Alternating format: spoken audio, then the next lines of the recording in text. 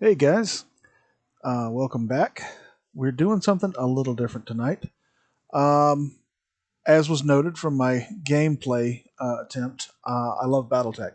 BattleTech was my introduction to tabletop gaming back in the 80s when it first came out, and you didn't have plastic or metal miniatures. You had these little cardboard painted pictures of the various battle mechs, and you basically move them around a flat hex map that had uh, text depictions of the different effects of the terrain, for instance, different elevations. Um, and I never really lost my love of the game. Um, of course, we've recently had the video game, which I fell in love with and loved to death and played till it began to affect my health. I tried to share that with you guys, but it didn't seem to go over too good. So probably not doing that again. However, BlackPantsLegion and Tex have a great page for anybody who's into BattleTech. And Tex occasionally will do a lore video about a particular battle, a particular Battlemech class, and he's absolutely hilarious. So I thought I would share that with you. If you guys like it, I may go back and do some of his battles because they're just absolutely glorious. We're talking about tonight one of my favorite battle mechs, one of the classics of BattleTech. And if you're a Robotech fan, you'll probably recognize this mech too if they show any of the older original images from when the game first came out, the Rifleman. All right, let's see what Tex has got for us.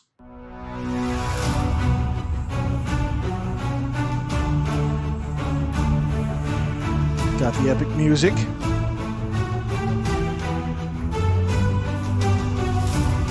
Tex Talks Battletech.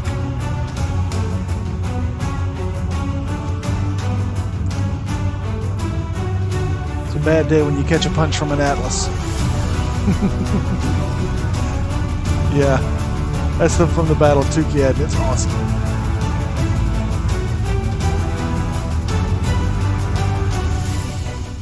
Howdy folks, Tex of the BlackPantsLegion here, and here we are again on Tex Talks Battletech.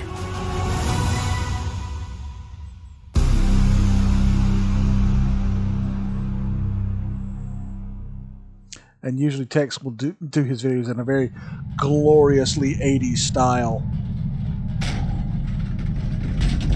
Oh, that's not good. Howdy oh, there, that's class. not good at all. Please take your seats and get comfortable. That is not Please supposed to welcome happen. Our new classmates who've joined us from the last place we visited. Yes, I know.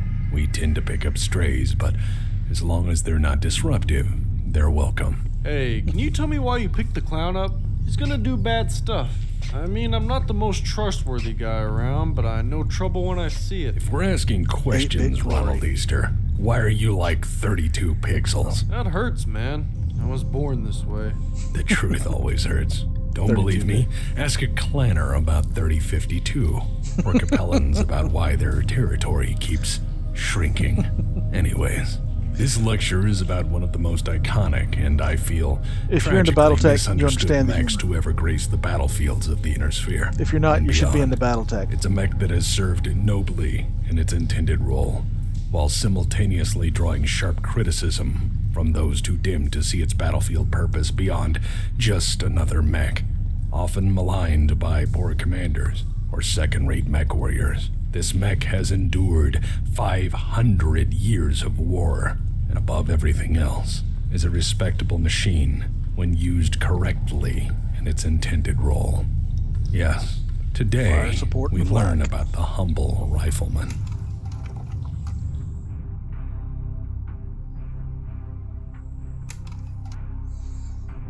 Today we shall discuss its beginnings as a second-generation mech manufactured by a second-tier production company hoping to make the big time. We're going to discuss that, in the shadow of the Mackie, the megacorps of the Inner Sphere hurriedly pushed a second generation of designs into mass production. With that serving as an introduction to the Rifleman's story, we will discuss how it has, generation by generation, evolved to its current iteration as the premier anti-aircraft and fire support platform under 5 million C-bills. I hope to reveal by the conclusion of this lecture why the humble Rifleman has been a staple of intersphere warfighting for half a millennium and why it is still a damn decent weapon system to this very day. But to do justice to the Rifleman in its nearly uninterrupted 500-year production run, to properly explain its place in history. Now, those of you who are Macross fans are probably thinking, hey, that's a Destroid. Now, here's what happened. When Battletech first started out, it was put out by the FASA Corporation.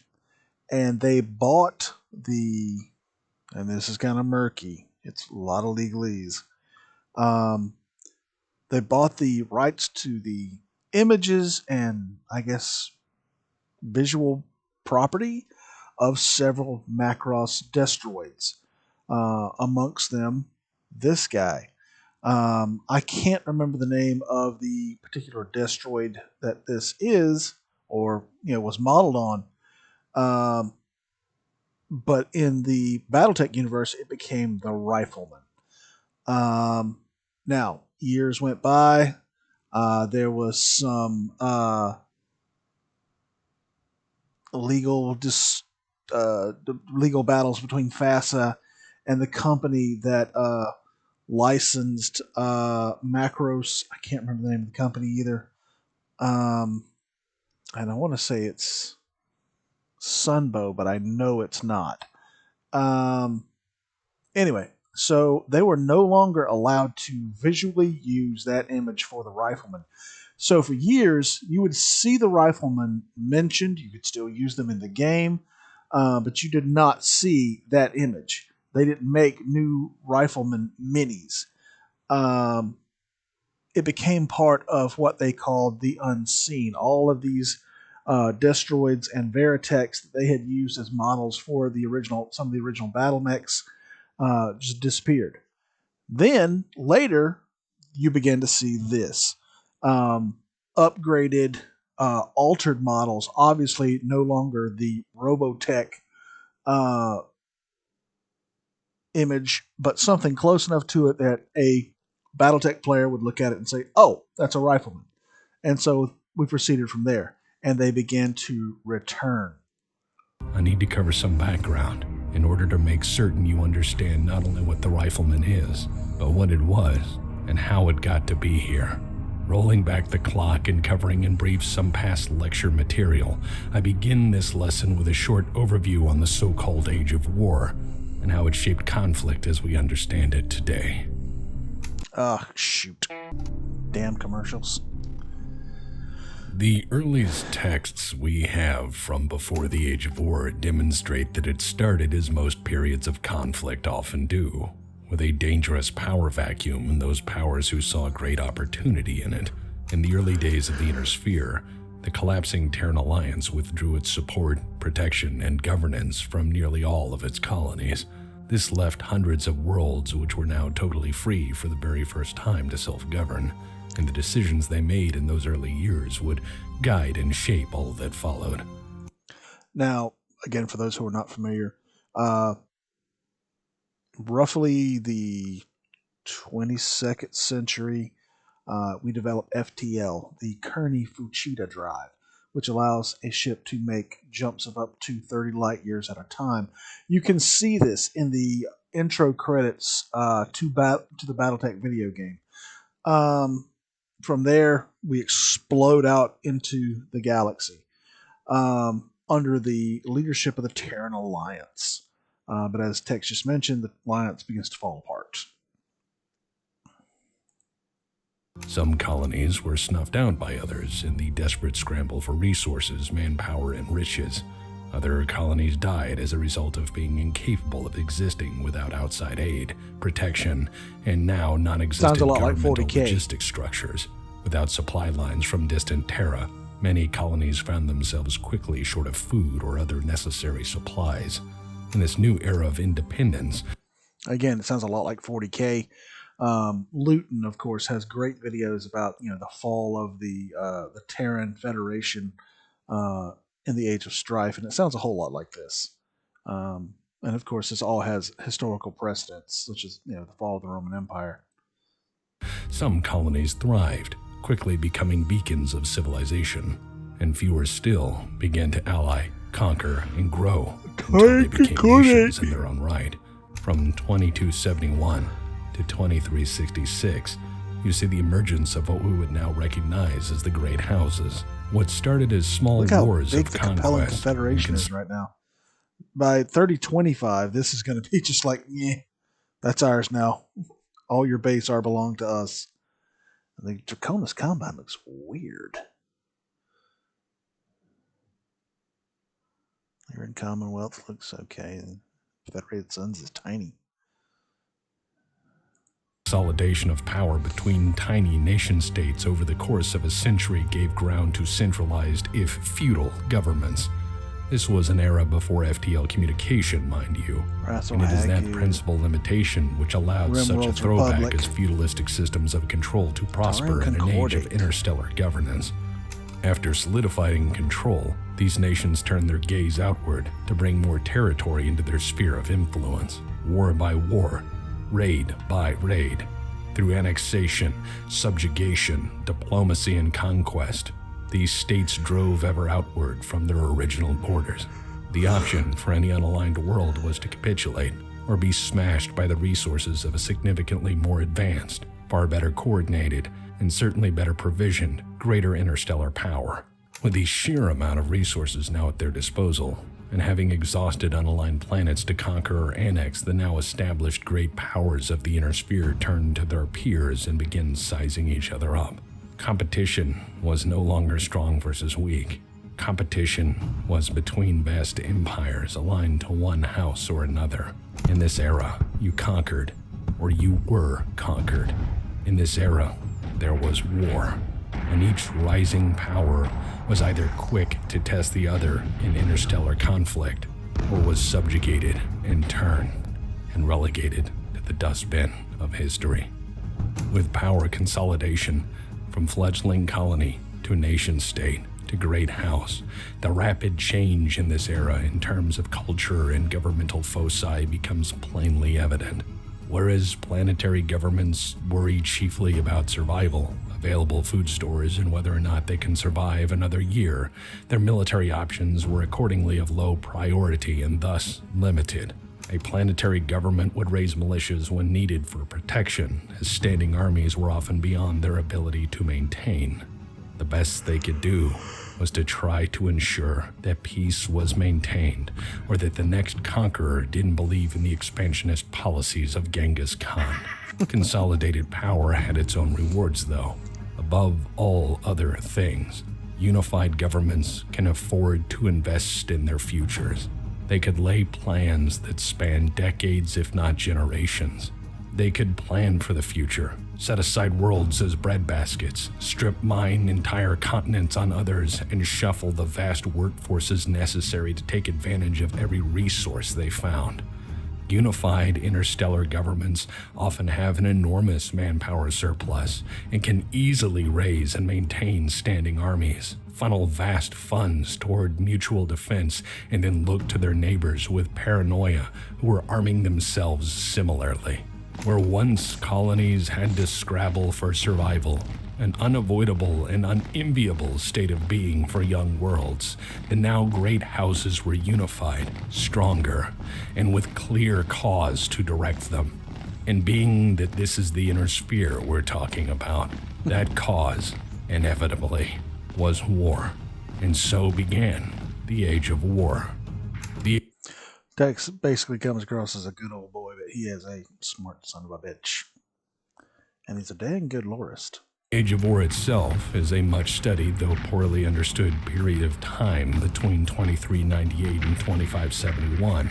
In these 173 years, the inner sphere would change drastically, not only in national borders, but significantly in culture. In this era, you saw the rise of the warship as the big stick of international diplomacy, peacekeeping, and more often than not, war crimes by the megaton. The Age of War also bore witness to the eclipse of the warship by the Battlemech, as a result of restrictions on war governed chiefly by the Ares Conventions. The Ares Conventions which as previously discussed did civilize warfare, but at measurable cost. While noble in intention, and certainly preventing the issue of massacres such as Tintavel from becoming the norm, the conventions simultaneously allowed for war to become standard practice by which a nation sorted out its primary differences with fellow nations. Or to quote an ancient Terran philosopher, it was diplomacy by any other means. And such times gave ground to war without end. Again, to the people who don't know, the Ares Conventions were intended to stop the wholesale slaughter and genocide of entire populations through the use of weapons of mass destruction. This included orbital bombardment and more standard things like chemical, biological, and atomics. The problem is, as Tex said, it made warfare civilized. The least civilized thing in the history of the world becomes commonplace, and it was okay, there are rules, but we're still going to fight and we're still going to wreck your planet, but we're not going to deliberately target your civilian population centers. We might make the rest of the planet unlivable, and you might have entire generations of people growing up who never even really have ever experienced peace. But at least we're not, glassing your planet anymore. So, actually, I want to take a quick pause and I'll be right back. Sorry about that. Had to get more comfy. These old bones don't move like they used to. The early age of war began with the Free Worlds League and the Capellan Confederation duking it out over the Endurian system, which sparked a series of conflicts that would eventually envelop the Inner Sphere. The 6-year Endurian conflict was a key moment, for the broad military power of the unified Great House proved that war was now bigger than ever before. Sorry, guys. Okay, I think I'm finally settled. And accordingly a great deal more costly. And thanks to the enormous manpower and industrial strengths of the Great Houses, wars like this were not uncommon. The Draconis Combine fought the Lyran Commonwealth, starting with a surprise attack on New Year's Day, 2407. And the Lyran Commonwealth, in a 6-month retreat, burned whole continents in a scorched earth defense.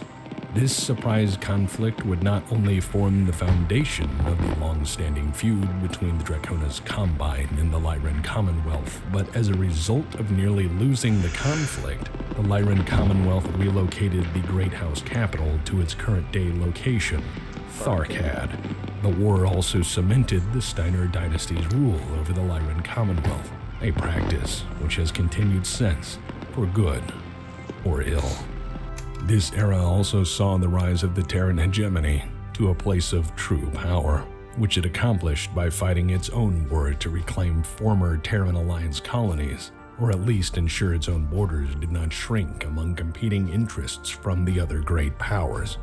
As better detailed in a previous lecture, this would all change at Tintavel. At Tintavel, a world died. It was not the first world to die in this manner, for nuclear weapons had become the standard means of battlefield escalation. Nukes were the exclamation point for a war, the ultimate end to you and what army, or so what if you won. It would prove the end of a wasteful era, and the beginning of another. The Ares Conventions were drawn up and changed the game, so to speak. You couldn't just club an enemy to death, kick his worlds like so many sandcastles, and then claim victory by raising the flag over what ashes remained. War now had rules, which had the effect you know all too well. As was predicted, with strict rules, war became trivialized. War became a sport in which the points were counted in bodies and territory. A sport that has become the national pastime of many nations, and a profession uber alles for a select few mad enough to willingly gamble their lives. In 2412, the Ares Conventions were signed, making sure everyone agreed to the same rules of war. And with those rules in mind, and with observers on hand to ensure they were monitored, the great houses changed gears and an age of war continued. For the Ares Conventions were not an end to conflict, do another video to explain that one. Keep score. In 2416, the Lyran Commonwealth, new rules in hand and with mostly impartial observers to ensure war crimes were at an acceptable level, charged into the Free Worlds League. In Lyran fashion, with vast armies and generalship being a purchased status symbol among the political elite, the war turned into a clusterfuck. Captain General Peter Merrick, an accomplished practitioner of actual warfighting, launched a brilliant counteroffensive into Lyran's space that resulted in a swift truce. Part of this is because the Free Worlds League understands how war actually works. Part of this is, as well, the embarrassing requirements of command officer training in the Lyran Commonwealth is being who you know and paid off to get there.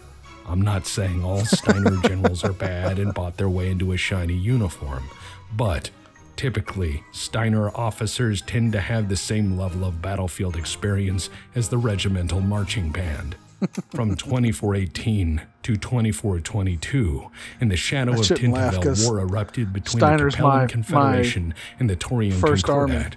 The Capellans launched into war without following any sort of rules, written or otherwise. As they pointed out, the Taurian Concordat was a non-signatory of the Ares Conventions and thus free game. Technically, for the record, they were correct. They, with nothing held back, assumed a swift victory over a periphery nation. This would be a test, an established inner sphere power versus what was felt to be a very minor periphery nation. The Capellans believed they could not fail, as after all, they went into the war with everything they had. Unfortunately for them, the Taurian Concordat takes military policy seriously. They have always looked to the inner sphere with suspicion, and have prepared themselves for the day the inner sphere comes knocking looking for free real estate. When the bulk of the Capellan navy set to raid the Taurian Concordat, hitting worlds to soften them up for the invasion, they would often find their ships wouldn't come back, or most sane commanders would see this as a very clear sign that something was amiss, that they were kicking a hornet's nest perhaps, and probably making a tactical boo-boo.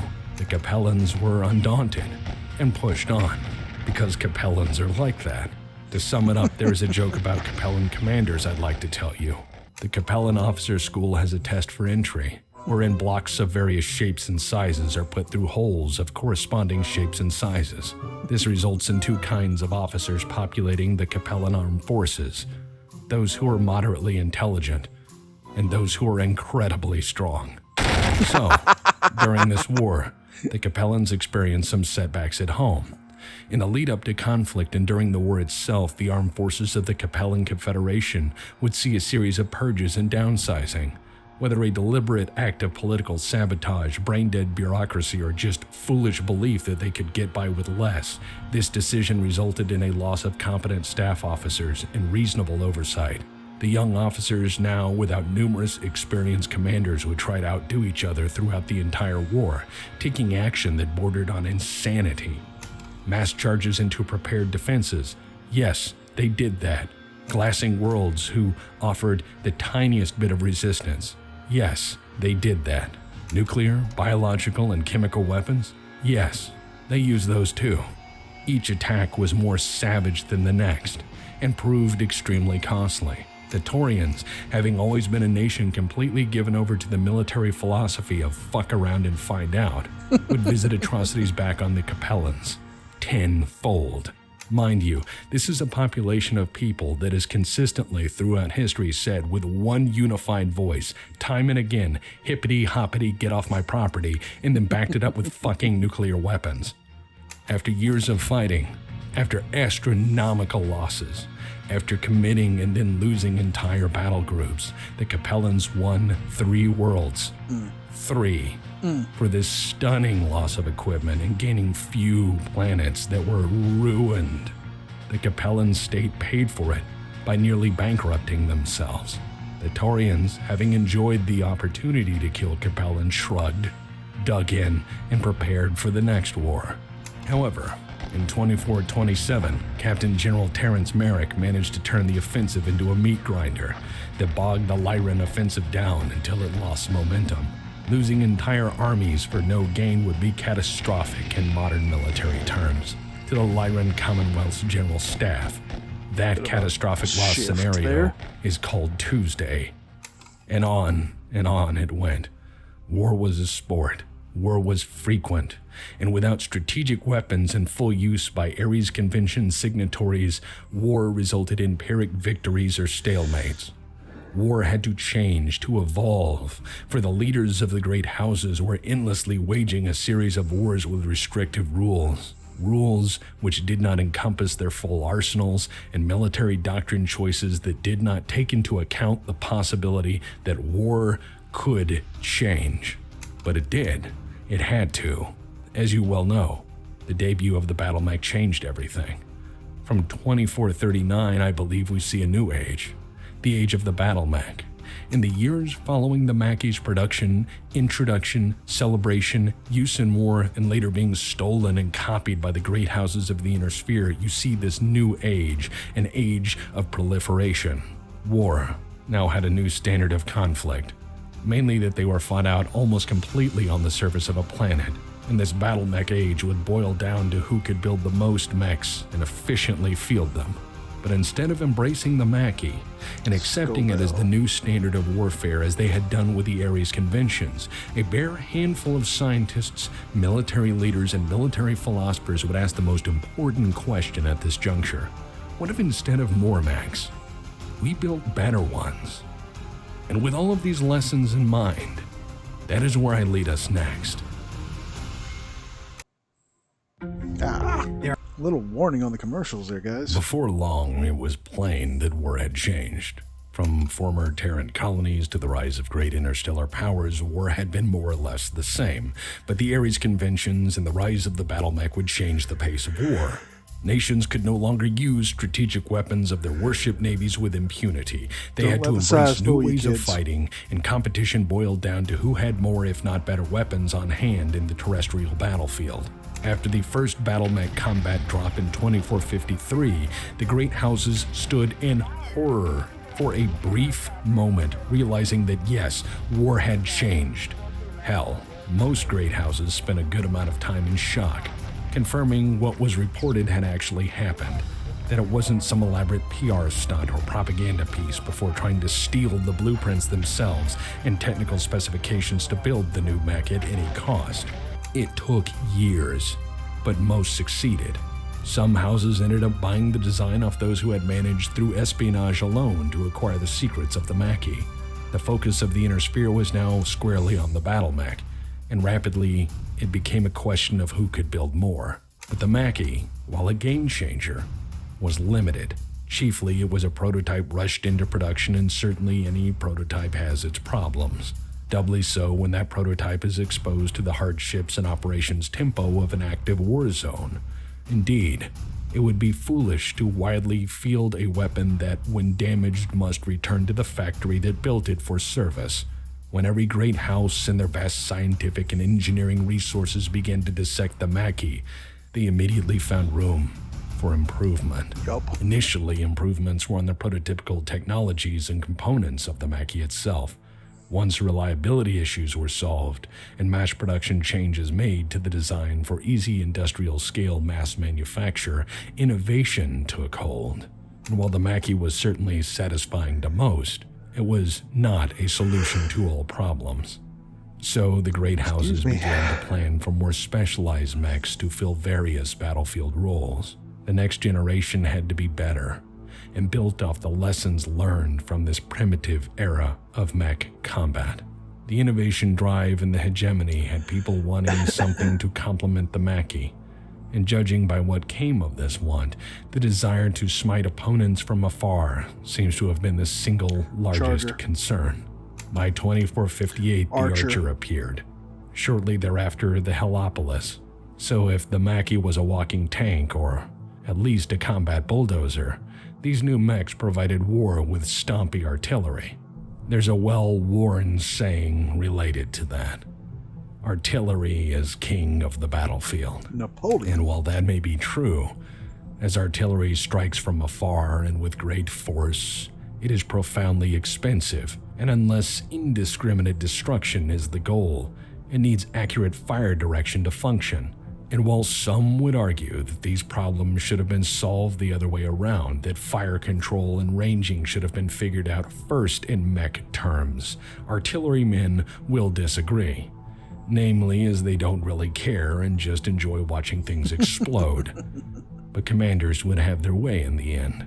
And so the military-industrial complex tackled the scout mech concept next.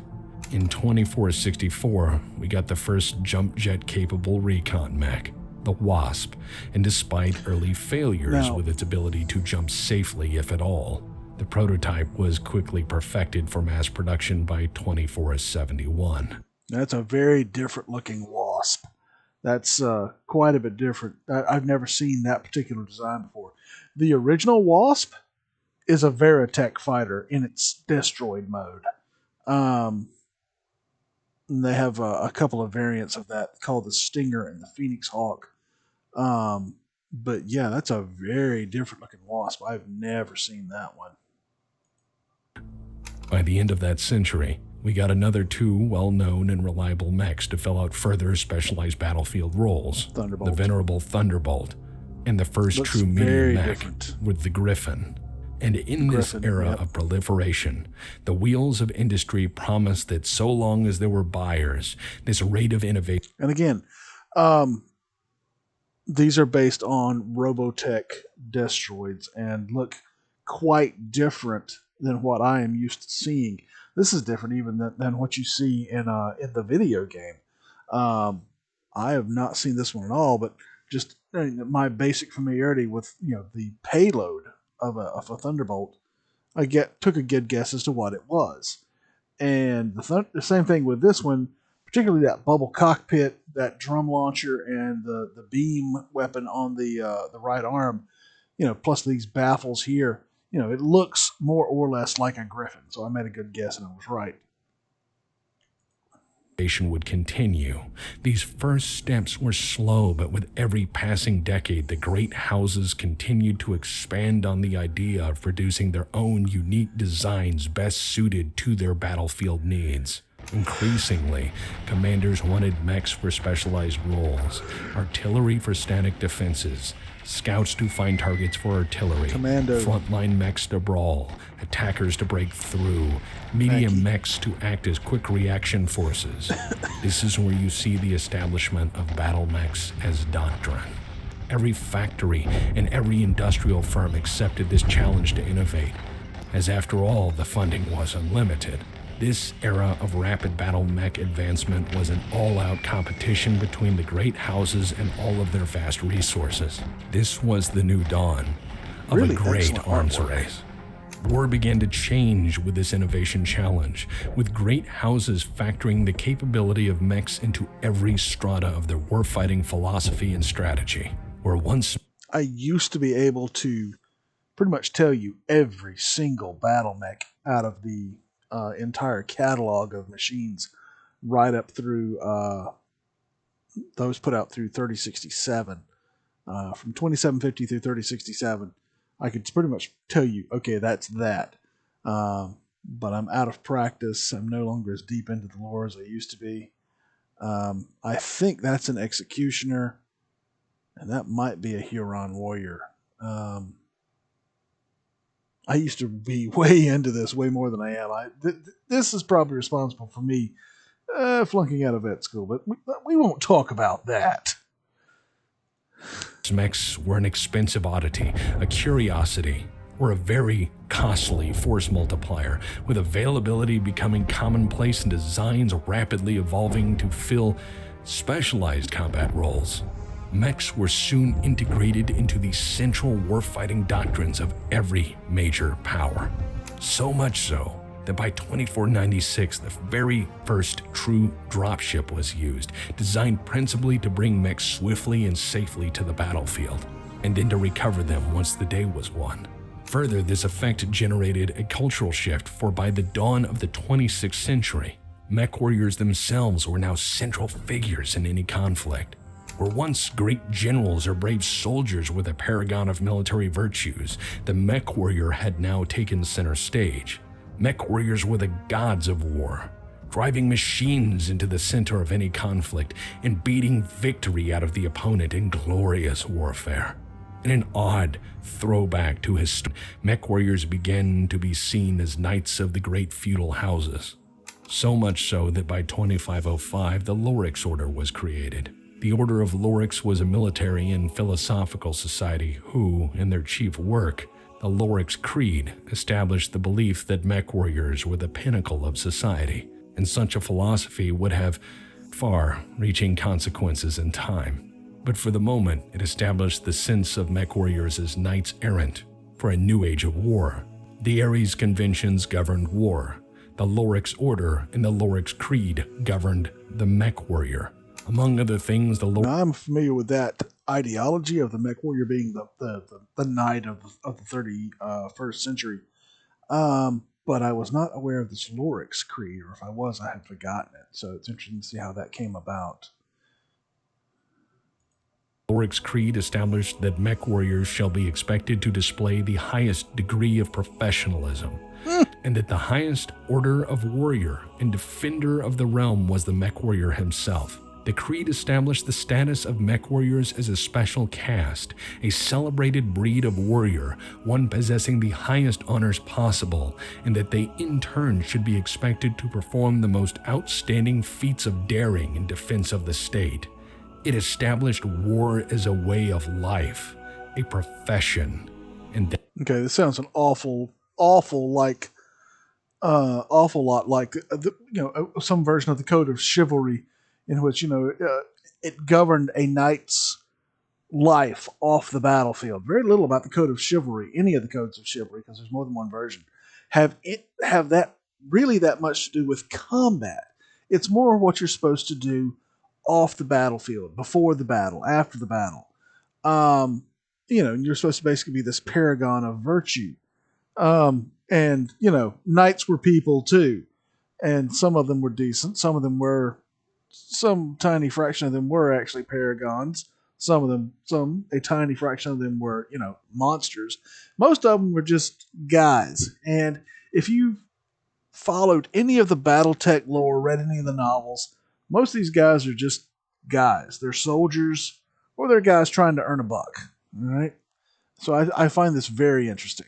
that way of life was honorable, desirable, and worthy of those willing to apply these ideals.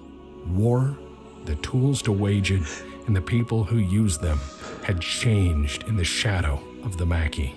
And the reason I bring this to you, the reason I recap these lessons and give you a background on the era and culture of the Inner Sphere at the dawn of the 26th century is because it is that world which was rapidly changing.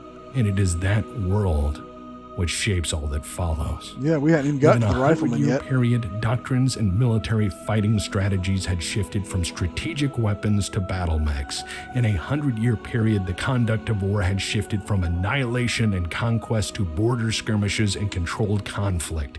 In a 100-year period, the great houses of the Inner Sphere put away the old weapons and forged altogether new ones in a contest of might that would shape all that followed. It was in this era of rapid change in which the Rifleman was born. Yeah, Intermission. I actually think I am...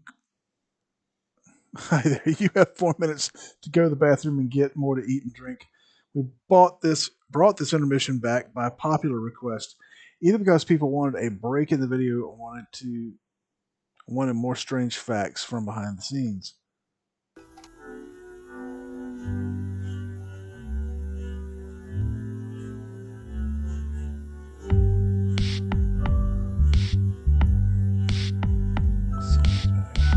Kumakin. It's called Pink Bikini, and the link is in the description below. Wait.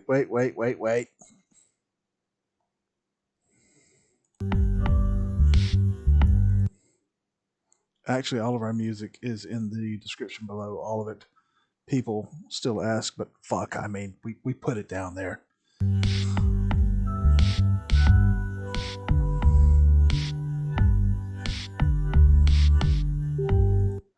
Okay. So some interesting stuff for you guys. I heavily recommend checking out the artists below. They're the people we've used for Tex Talks Battletech. A lot of them are good at art stuff and would probably be excellent for any. Oh yeah, actually, it's something I need to do. For any fan art or projects you want to commission from them, contact info below in the video. I will have to check that out.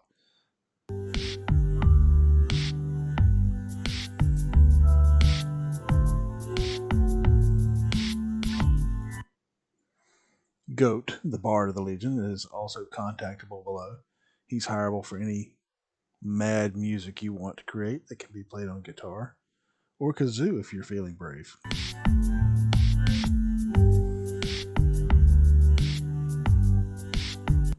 Here are some really nice places to check out on the net. If I get no kickback or special favors for mentioning them, I get no kickback.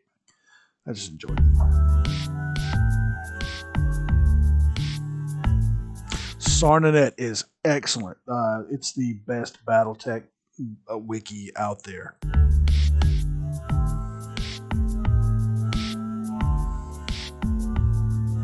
Yeah. Discord forum for the Battletech. Everything is here. Includes a BPL section. Oh. So links to podcast creators on site. So it's a damn fine hub for someone starting out in Battletech. Don't know that one, have to check it out.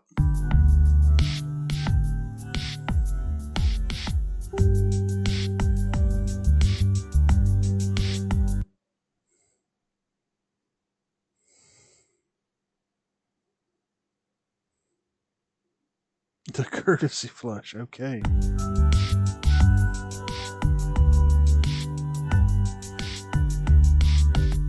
Yeah. So, okay, you're gonna need to open the chute. Okay. Open door. All right. Yep. And you're gonna have to get inside. Oh, enter shoot? Yeah.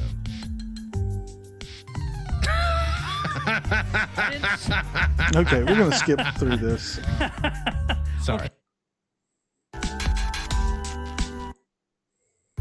This meth doesn't cook its.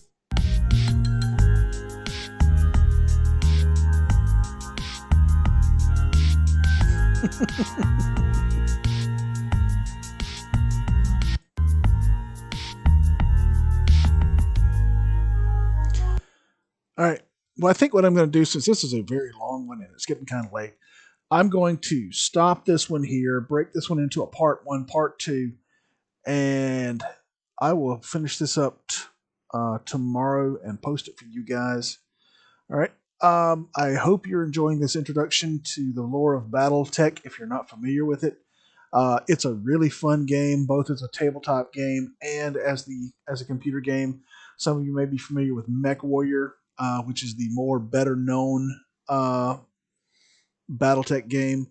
I myself have never really been that into MechWarrior. I have always preferred the RTS games like Mech Commander and Battletech, and of course the tabletop game, which I played for a decade. All right. Anyway, I will catch you guys later. We will continue this. Please continue to like, share, and support the channel. I appreciate you guys so much. We're getting close to 100. Way more than I ever thought we'd ever have. I'll catch you guys later. Have a good night.